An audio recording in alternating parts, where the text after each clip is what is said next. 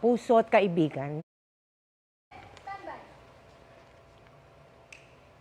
Malungkot pong ibinabalita ng GMA Network ang pagpanaw ng aming minamahal na kapuso at kaibigan, si Mike Enriquez.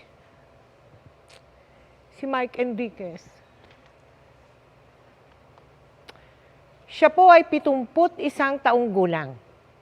Si Mike po ay halos 2 dekada nating nakasama gabi-gabi dito sa 24 oras.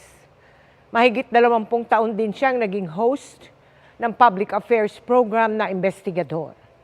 Si Mike po ay nagsilbing presidente ng RGMA Network Incorporated at naging senior vice president and consultant for radio operations ng GMA.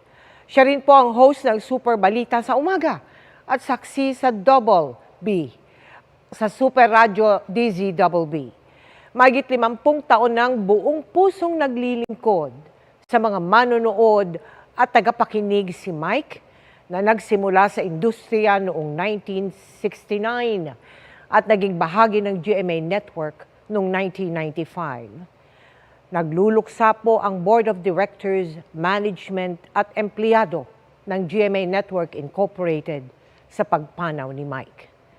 Ayon sa GMA Network, ang kanyang dedikasyon sa industriya ay magsisilbing inspirasyon sa lahat.